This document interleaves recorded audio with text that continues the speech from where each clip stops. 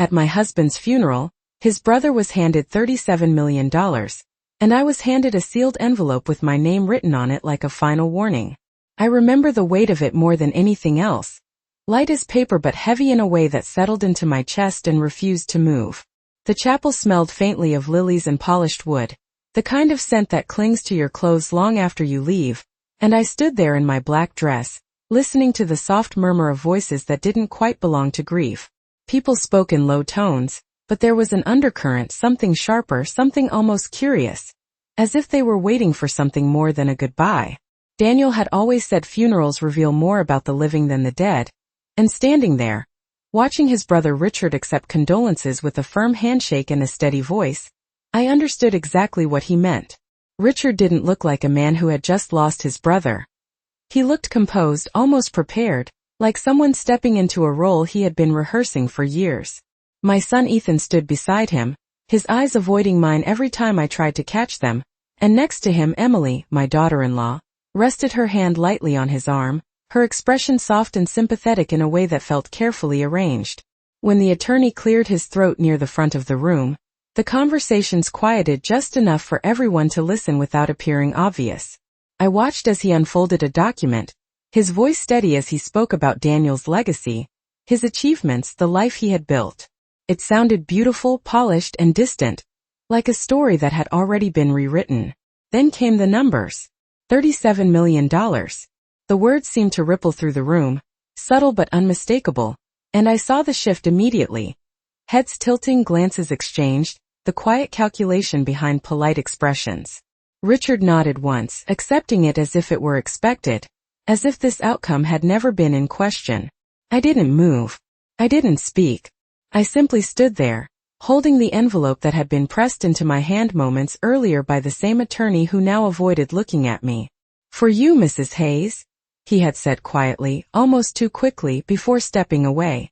I traced my thumb along the edge of the envelope, feeling the clean, sharp line of the seal, and for a moment I considered opening it right there, in front of everyone, letting whatever was inside spill into the open air of that carefully controlled room.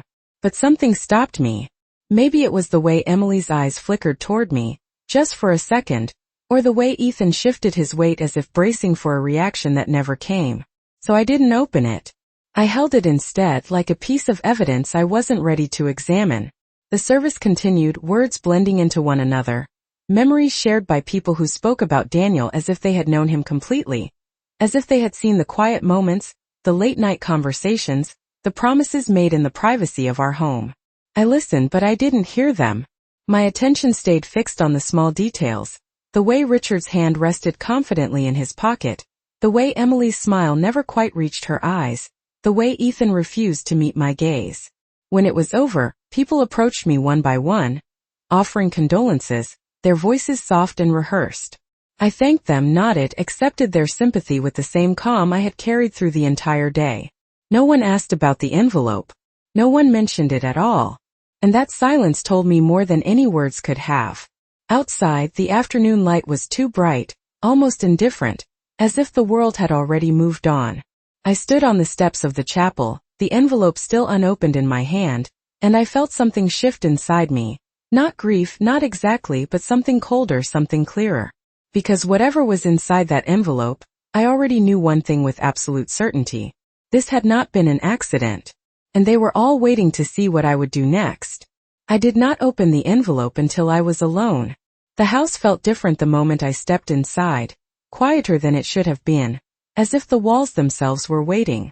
Daniel's coat still hung by the door, his keys resting in the same small ceramic bowl we had used for years, everything exactly where he had left it, untouched, unchanged, like a life paused mid-sentence.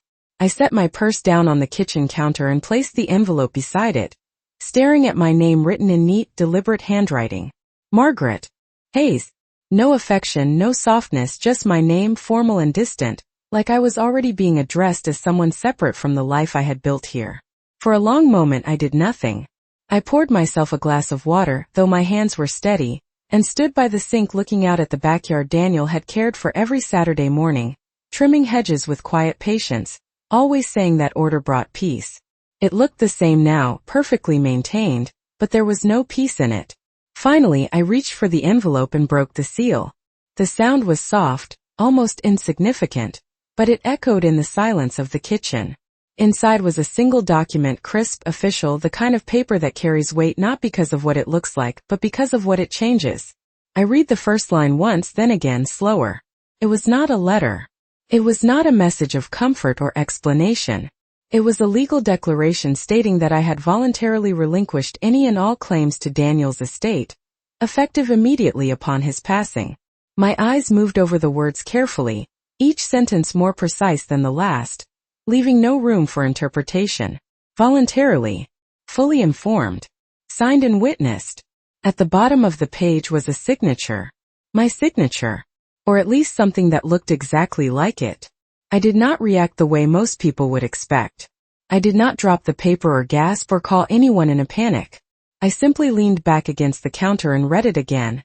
This time not as a wife, but as someone trying to understand a carefully constructed story. Because that is what it was. A story written in legal language designed to sound clean, simple, undeniable.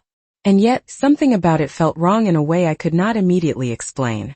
I had signed many documents over the years.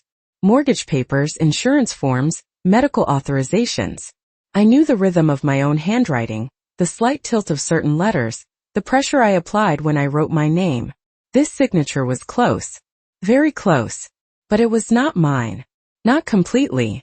I set the paper down gently, smoothing it flat against the counter as if that would make the truth settle into place. My mind did not race. Did something else entirely. It slowed down. Details began to surface, small moments I had not questioned at the time. Emily sitting beside me at the dining table a few months ago, her voice calm and helpful as she explained that there were some routine documents that needed updating. Just standard paperwork, she had said with a reassuring smile. Nothing important, just to keep everything organized. I remembered the way she had slid the papers toward me, already marked with sticky notes indicating where I needed to sign.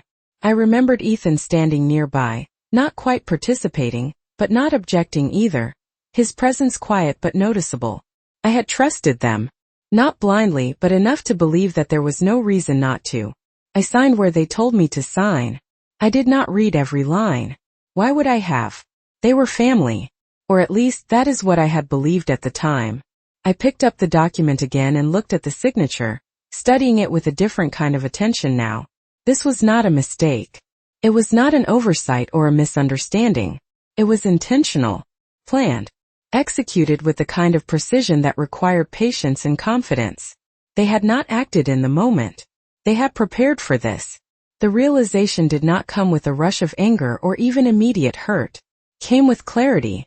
A quiet, undeniable clarity that settled over me like a second skin. I folded the paper carefully and slid it back into the envelope, sealing it with my hand as if I were putting something fragile back into place.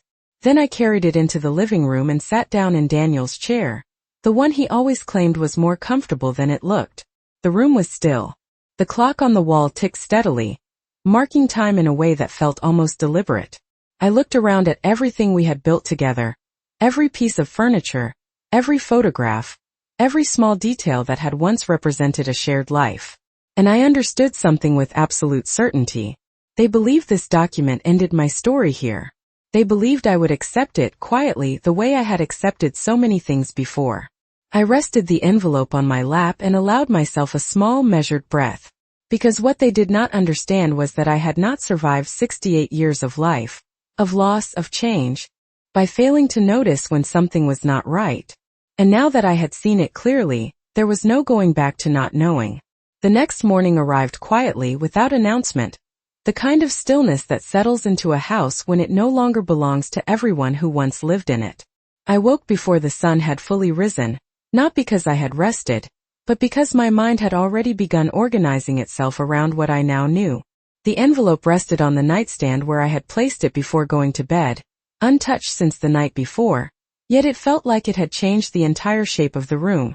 I reached for it again, not out of confusion this time but with purpose. The paper inside had not changed, but my understanding of it had.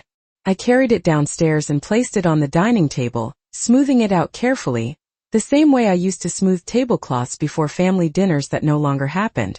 The house was quiet, but it was not empty. It held memories, routines, and something else now, something sharper that cut through the familiar comfort of it all.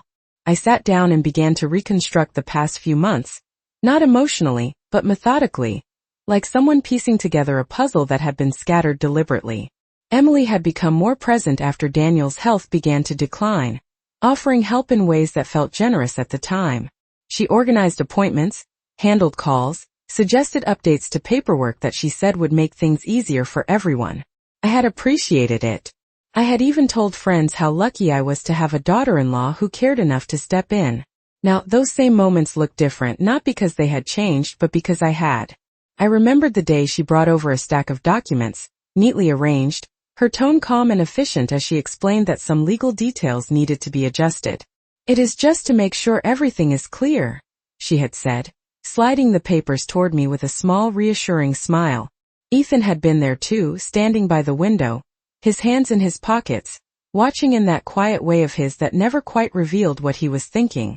I had signed where she pointed, trusting that clarity meant simplicity, not realizing that clarity for them meant something else entirely. I looked at the signature again, tracing the lines with my eyes, and this time I noticed the difference more clearly. The angle of the letters was slightly off, the spacing too precise, as if it had been practiced rather than written naturally. It was convincing, but it was not real. And that was enough. I stood up and walked toward the small study Daniel had used for years, a room that still carried his presence more strongly than any other part of the house. His desk was exactly as he had left it, papers stacked in careful order, a pen placed neatly beside a closed notebook, everything reflecting the quiet discipline he had lived by. I opened the top drawer slowly, not because I was searching for something specific, but because I remembered something he had said once, casually, in a moment that had not seemed important at the time. "There is always a copy," he had told me, not looking up from whatever he was working on. "Never rely on just one version of anything that matters." I had laughed then, teasing him about his cautious nature, but now those words returned with a different weight. I began to look through the drawer, not hurriedly, but with steady intention, moving aside documents, folders, envelopes, each one a piece of a life that had been organized with care. It did not take long before I found what I was looking for, though I had not known exactly what it would be. A folder, thicker than the others, labeled in Daniel's handwriting, simple and direct. I opened it and felt something shift again, not surprise but confirmation. Inside were copies of documents, detailed, complete, unmistakably official. And among them, a version of his will that did not match the story that had been presented the day before. I did not read it all at once. I did not need to. The first few lines were enough to tell me what I already suspected. This was not about misunderstanding or oversight. This was about replacement. Someone had taken what was real and substituted it with something else. Something designed to remove me quietly, cleanly, without confrontation. I closed the folder gently and held it for a moment, feeling its weight in my hands, solid and undeniable in a way the other document had not been. Then I placed it back in the drawer exactly where I had found it, and closed it again. There was no need to rush. No need to react. Not yet. I returned to the dining table, the morning light now filling the room in a way that made everything appear almost unchanged, almost normal. The envelope lay where I had left it, but it no longer held power over me. I sat down, folded my hands, and allowed a small, almost imperceptible smile to form. Because for the first time since the funeral, I understood the full shape of what had been done. And more importantly, I understood that they had made a mistake. They believed they had removed me from the story. They believed they had written the ending without my knowledge. But they had overlooked something simple, something fundamental. I was still here, and now I knew exactly where to begin. By the time the afternoon light stretched across the living room floor, I had already decided on one thing with absolute clarity. I would not confront them, not yet. Confrontation is loud, immediate, and often careless, and whatever Emily and Richard had done, it had not been careless. It had been deliberate, measured, and quiet. That meant the only way to meet it was with the same kind of silence. I picked up the envelope again, holding it just long enough to remind myself what they believed I had accepted, then placed it neatly into a drawer beside the dining table, out of sight but not out of reach. The house remained still, but it no longer felt uncertain. It felt like a place where something was about to begin. Around 3 in the afternoon, my phone rang. I did not need to look at the screen to know who it was. Mom. Ethan's voice came through, soft, cautious, the way people speak when they are trying to measure your reaction before fully stepping into the conversation. How are you holding up? I let a small pause sit between us, just long enough to feel real. I am managing, I said, my tone steady, neither warm nor cold. There was a brief silence on his end, as if he had expected something else, something more emotional, something easier to respond to. We were thinking, he continued, the word we landing heavier than the rest, maybe it would be good for you to have some help around the house for a while. Just until things settle. I could almost hear Emily in the background of that sentence, her influence woven into his phrasing, shaping it into something that sounded considerate while carrying an entirely different intention. I glanced around the room at the furniture I had chosen, the photographs I had arranged, the life I had built piece by piece over decades. That will not be necessary, I replied calmly. I have managed this house for a long time. Another pause, longer this time. Of course, he said, though his voice suggested he was already adjusting to a conversation that was not going the way he had anticipated. Emily and I just thought, it might be easier if we started talking about next steps. Next steps. The phrase was careful, almost neutral, but it carried a quiet implication. Moving forward without me, or perhaps moving me out of the way entirely.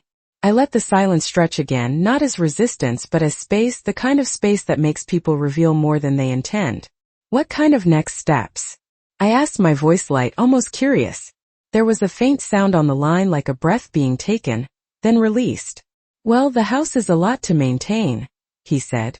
And after everything, it might be a good idea to consider something smaller. Somewhere more manageable. There it was. Not a demand, not yet, but a suggestion placed carefully, as if it were meant to sound reasonable. I could picture Emily standing nearby, listening, perhaps even guiding him with small gestures, shaping the conversation in real time. I leaned back in my chair, letting my gaze rest on the window, where the late afternoon sun cast long shadows across the yard Daniel had loved. I see, I said quietly. And I did. More clearly than he realized. We can talk about it later, I added, giving him exactly what he needed to feel that the conversation was still open, still under his control. You should focus on settling everything else first. The relief in his voice was immediate, though he tried to hide it. Yes, that makes sense, he said quickly. We will figure it out together. Together. The word lingered in the air long after the call ended. I set the phone down and remained where I was, not moving, not rushing to fill the silence. Because what had just happened was not a simple conversation. It was a test. And they believed they had passed it.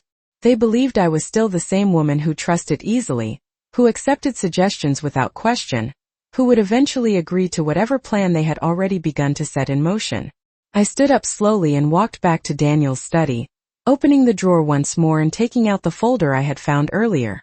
This time I sat at his desk and began to read more carefully, line by line, letting the details settle into place. The language was precise, unmistakable, and entirely different from the document in the envelope. There were provisions, protections, and something else woven into the text, something that suggested Daniel had anticipated complications, even if he had not said so directly. I closed the folder again and rested my hand on top of it, feeling the quiet certainty that had been building since the moment I opened that envelope. They had a plan. But now so did I. And unlike theirs, mine would not depend on them underestimating me. It would depend on them continuing to do exactly what they had already started, believing that I had already lost. The following day, I did something that would have seemed ordinary to anyone watching, but to me it marked the first real step forward. I called Daniel's attorney, not the one who had spoken at the funeral, but the one whose name appeared quietly at the bottom of the documents I had found in his study. His name was Thomas Keller, and I remembered meeting him only twice over the years, both times brief, both times unremarkable in a way that now felt intentional. He answered on the second ring, his voice steady, professional, the kind of voice that did not waste words. This is Thomas Keller. I introduced myself simply, without explanation, and there was a pause on the other end, not of confusion but of recognition. Mrs. Hayes, he said, and there was something in the way he said it that told me he already understood more than I had told him. I was wondering when you might call. I did not ask how he knew. Instead, I chose my words carefully. I believe there has been a misunderstanding regarding my husband's estate. I said, keeping my tone even, controlled. Another pause, shorter this time. Yes, he replied. I suspected there might be. He did not sound surprised. He did not sound alarmed.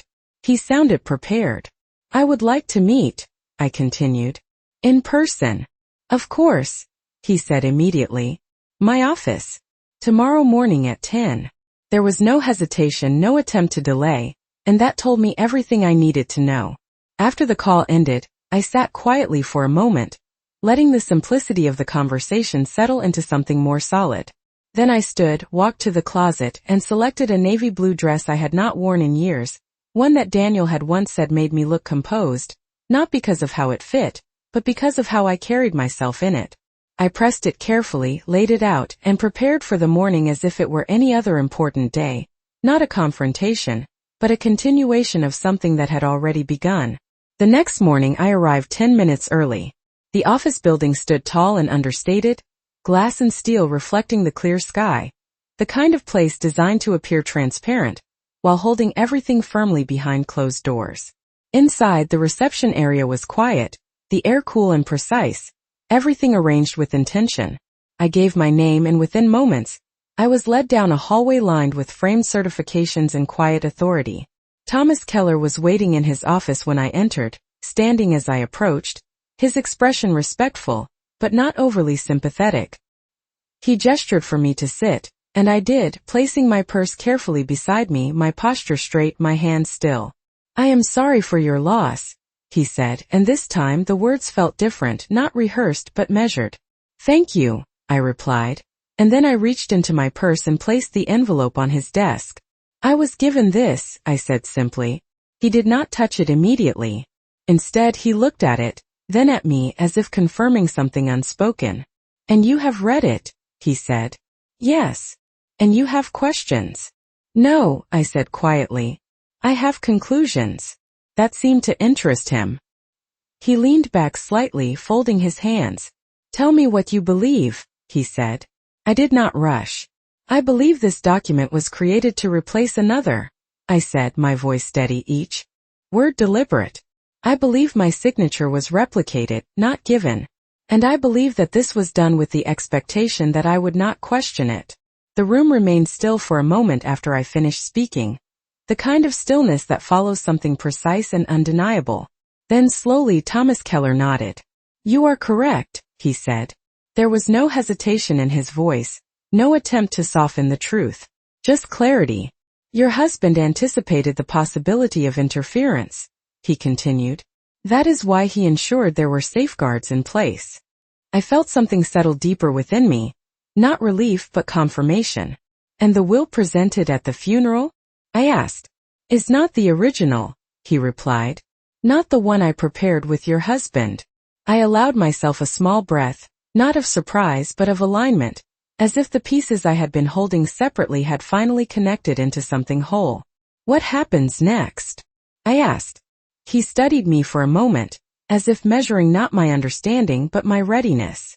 That depends, he said, on how you would like to proceed. I looked at the envelope resting on his desk, then at the man across from me, and finally at my own reflection faintly visible in the glass behind him. They believe this is over, I said quietly. Then let them continue to believe that, he replied. And in that moment, I understood that the quiet I had chosen was not weakness. It was timing. And now, for the first time since that envelope was placed in my hand, I was no longer reacting to what had been done. I was preparing for what would come next. When I left Thomas Keller's office, I did not feel overwhelmed or uncertain. I felt focused. The air outside was crisp, the kind of late morning clarity that makes everything appear sharper, more defined, and for the first time since the funeral, I was not carrying confusion with me. I was carrying direction. I walked to my car slowly, not because I needed time, but because I understood that every step forward now had to be deliberate. Once inside, I sat for a moment with my hands resting lightly on the steering wheel, replaying the conversation in my mind, Not emotionally, but strategically. There were safeguards. Daniel had not been careless. He had seen something, or perhaps someone, clearly enough to prepare for this. That meant I was not starting from nothing. It meant I was stepping into a plan that had already begun, even if I had not known it at the time. When I returned home, the house greeted me with the same quiet stillness, but it no longer felt like a place where something had been taken. It felt like a place where something was being protected. I placed my purse on the table, removed the folder from the study once again, and sat down in Daniel's chair, this time not as someone searching for answers, but as someone organizing them. I began to read more carefully, slower, paying attention not just to what was written, but to how it was structured. There were clauses that referenced contingencies, language that accounted for disputes, and most importantly, clear indications that any document altering the original terms would require direct verification through Keller's office. That detail alone shifted everything. It meant the document I had been given was not just questionable. It was invalid. I closed the folder and allowed myself a brief moment of stillness, not to rest, but to absorb the weight of that realization. Then I reached for my phone. I did not call anyone immediately. Instead, I opened my messages and scrolled to Ethan's name, reading our last exchange, noting the tone, the careful balance he maintained between distance and obligation. He believed he was managing a situation. He believed I was someone who needed to be guided, eased into acceptance. I typed a message slowly, choosing each word with intention. I told him that I had been thinking about what he said, that perhaps it would be a good idea for us to sit down together soon and discuss the house and everything else. I kept it simple, calm, and open. I did not mention the envelope. I did not mention the meeting. I did not mention anything that would suggest I knew more than they expected. I sent the message and set the phone aside, knowing the response would come quickly. It did. Within minutes, his reply appeared, eager, almost relieved. He agreed immediately, suggesting we meet at the house the following evening. Of course he did. They would want to see it for themselves to confirm that everything was proceeding exactly as they had planned. I leaned back in the chair, letting a small controlled breath leave my lungs. This was the moment where most people would feel anger rising, or fear, or even hesitation. I felt none of those things. I felt clarity, because now, for the first time, the roles were fully defined. They believed they were guiding me toward a conclusion. They believed I was slowly accepting what had been decided, and that belief would make them predictable. The rest of the day passed quietly, but not idly. I moved through the house with intention, noticing details I had overlooked before, small things that now seemed to carry new meaning. A file cabinet in the corner of the study that had always been locked. A small key tucked into the back of Daniel's desk drawer. One I had seen before but never questioned. I retrieved it carefully and walked to the cabinet, inserting the key with a steady hand. It turned easily, almost as if it had been waiting. Inside were more documents, neatly organized, each labeled in Daniel's handwriting, each one a continuation of the careful structure I had begun to understand. There were records of communications, copies of financial statements, and something else that made me pause. A series of notes, handwritten, not formal, not polished, but direct. Observations. Names. Dates.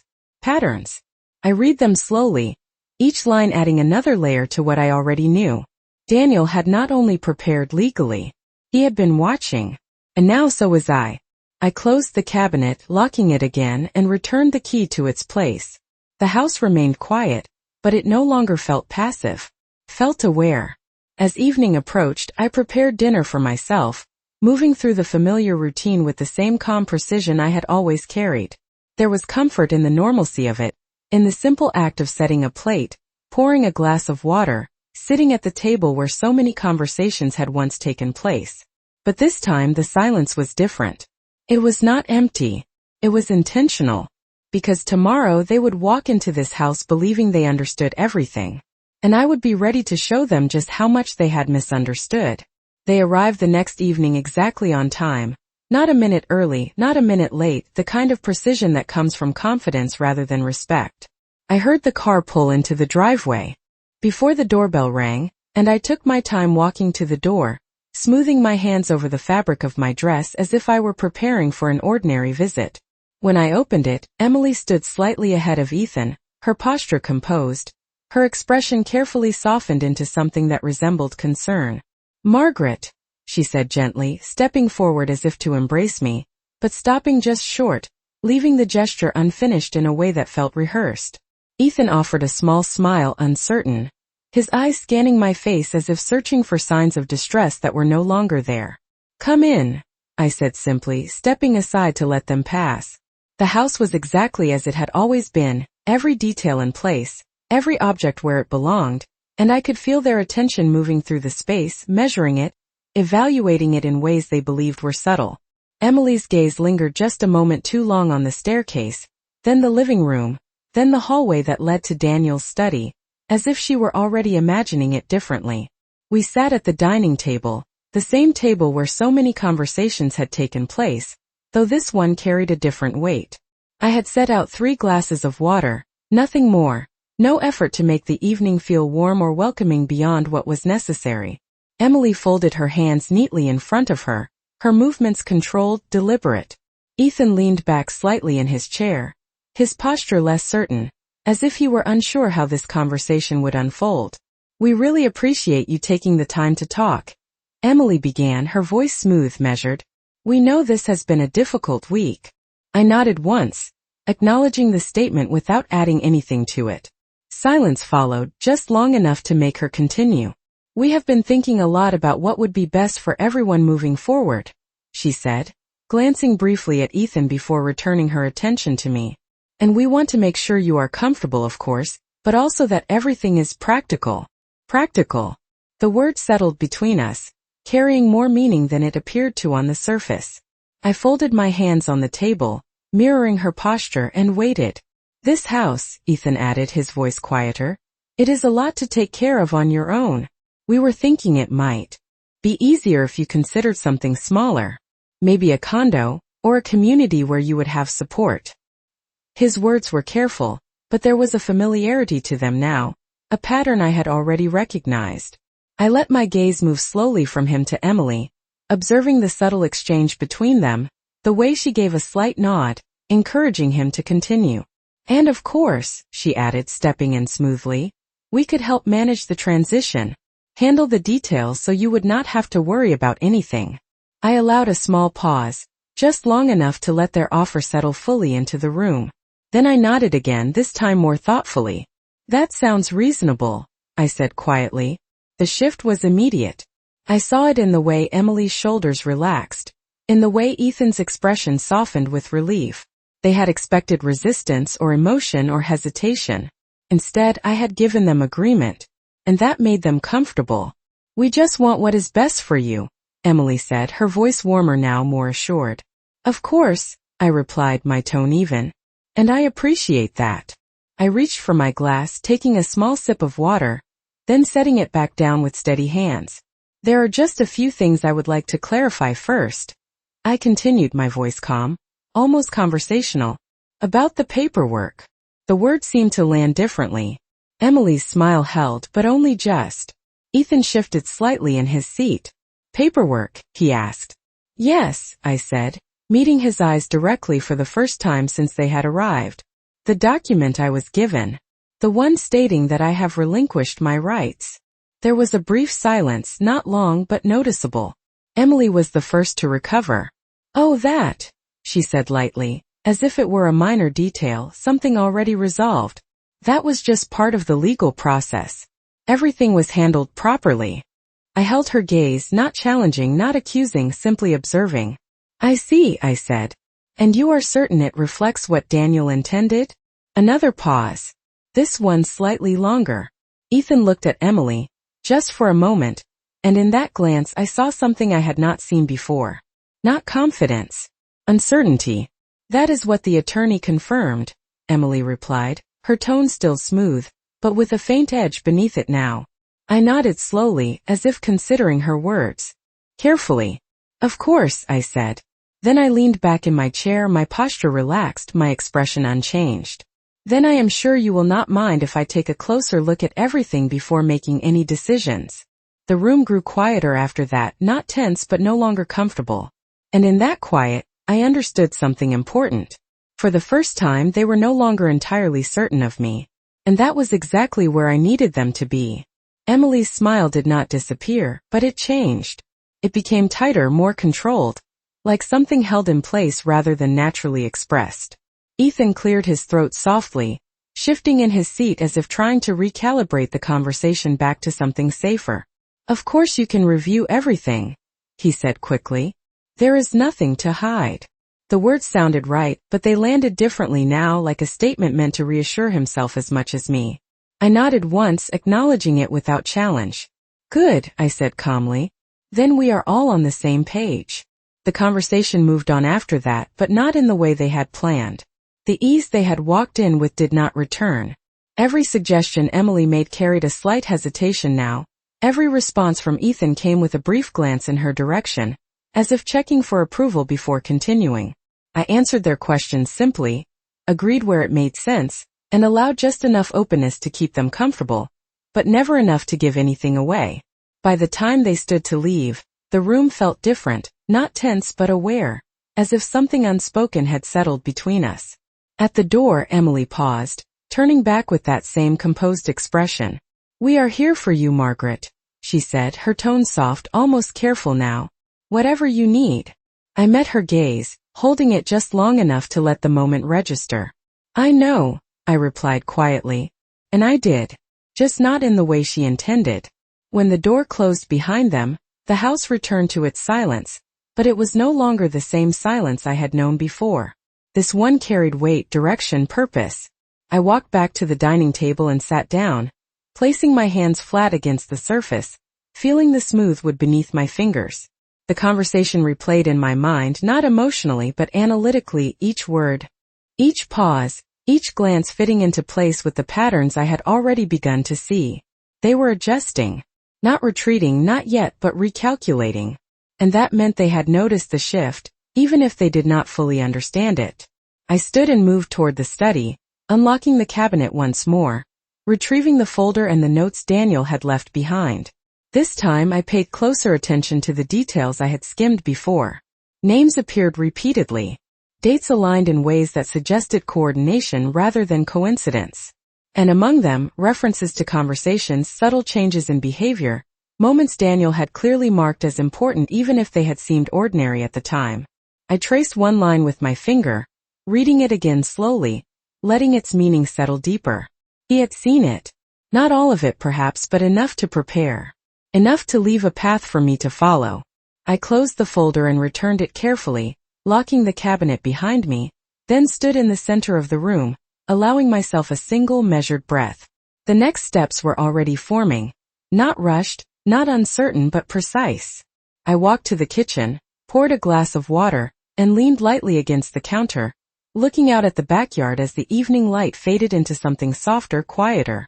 There was no urgency in what I felt, only clarity. Because everything they needed to reveal, they would reveal themselves. All I had to do was give them the space to continue believing they were in control. I reached for my phone and opened my messages again, scrolling to a name I had not contacted in years, someone who had once worked closely with Daniel, someone who had seen the business side of things in ways I had not always been part of. I typed a simple message, asking if they would be available to talk, nothing more. Nothing that would suggest anything beyond a routine question. I sent it and set the phone down, knowing that each step forward did not need to be loud to be effective. It only needed to be intentional. The house settled around me as the evening deepened, the familiar creaks and quiet sounds returning in a way that felt almost steadying. I moved through the rooms, turning off lights one by one, not out of habit, but out of awareness, marking the end of one day and the beginning of something else. When I finally returned to the bedroom, the envelope still rested where I had placed it earlier, a reminder of what they believed they had secured. I picked it up once more, holding it briefly before setting it back down, not as something to fear, but as something already understood. Because whatever they thought they had taken from me, they had misunderstood something fundamental. They had assumed I would respond the way I always had. Quietly. Accepting. Moving aside to keep the peace. But that version of me no longer existed. And the version that remained was not in a hurry. Did not need to be. Because the longer they believed they had already won, the more they would reveal exactly how they had done it. The reply came the next morning, earlier than I expected, but not sooner than I was ready for. His name was Andrew Collins, and his message was brief, professional, and direct, exactly as I remembered him. He said he was available and asked when I would like to meet. I suggested a time that afternoon, not at my house, not at his office, but at a quiet cafe halfway between. A neutral space where conversations could remain just that, conversations, without the weight of familiarity or expectation. When I arrived, he was already there, seated at a corner table, a cup of coffee untouched in front of him, his posture straight, his attention focused. He stood as I approached, offering a polite nod rather than an embrace, the kind of greeting that acknowledged history without assuming closeness. "Margaret," he said, his tone respectful, measured. "It has been a long time." "It has," I replied, taking my seat across from him, placing my purse beside me, my hands resting lightly on the table. There was no need for small talk. Not anymore. He studied me for a moment, not in a personal way but in a professional one, as if assessing not how I felt, but how clearly I understood the situation I had stepped into. "I heard about Daniel," he said. "I am sorry." "Thank you," I replied. Then I reached into my purse and placed the envelope on the table between us. He did not open it immediately. Instead, he looked at it, then at me, and something in his expression shifted, not surprise but recognition. "You have questions," he said. "I have answers," I replied quietly. That seemed to hold his attention. I did not rush. "I need to understand what has been happening behind the surface," I continued, my voice steady, each word chosen with care. "Not just legally. Structurally." He leaned back slightly, his gaze steady. "Then you already know this is not simple," he said. "No, Iraplia. It is not." There was a brief pause, then he nodded once, as if making a decision. "Daniel suspected interference," he said. "Not immediately, but over time. He noticed inconsistencies. Small things at first. Changes in how certain documents were handled. Delays that did not make sense. Conversations that did not align with what had been agreed upon." I listened without interruption, letting the information settle into place with everything I had already seen. "And Emily?" I asked. He did not answer right away, but he did not avoid the question either. "She became involved gradually," he said. "At first it appeared helpful, organized, efficient. But over time, her involvement expanded beyond what would normally be expected. That matched what I had already understood." "And Richard?" I asked. "Financial interest," he replied simply. "He has always been attentive to opportunities. This one was significant." I allowed a small pause, letting the simplicity of that statement speak for itself. "So they worked together," I said. It was not a question. "It would appear so," he confirmed. I looked down at the envelope for a moment, then back at him. "They believe everything is settled," I said. "That there is nothing left to question." Andrew's expression did not change, but there was a subtle shift in his posture, something that suggested the conversation had reached a point of clarity. "And you?" he asked. I held his gaze steady, unhurried. "I believe they have shown me exactly what they are willing to do," I said. "Which means I know exactly what they will do next." He nodded once slowly. "Then you are in a stronger position than they think," he said. I did not respond immediately. Instead, I allowed myself a brief moment of stillness, not to consider his words, but to confirm what I already knew. Because strength in this situation was not about reacting. It was about timing. "They are expecting me to move forward with their plan," I said. "Finally. To leave the house. To accept the document. To make everything easier." "And will you?" he asked. I let a small, almost imperceptible smile settle at the edge of my expression. "I will do exactly what they expect," I said calmly. "At least for now." That was the moment something shifted, not in the room but in the understanding between us. He saw it then clearly. Not grief. Not confusion. Something else entirely. "Then you are ready," he said. I reached for the envelope, sliding it back into my purse, not as something unresolved, but as something already accounted for. "They think they have closed the door," I said quietly. "But all they have done is show me where the hinges are." I stood then, smoothing my hands over my dress, the same calm, measured movement I had carried from the beginning. "Thank you, Andrew," I added, my tone steady. for helping me see the full picture. He inclined his head slightly. Daniel would have expected nothing less, he replied. As I walked out of the cafe and into the afternoon light, the world felt unchanged. People moving as they always had, conversations continuing, life unfolding in its usual rhythm. But for me, everything had shifted into place. The pieces were no longer scattered. The pattern was no longer hidden. And now, for the first time since that envelope had been placed in my hand, I was not just observing what had been done. I was ready to decide what would happen next.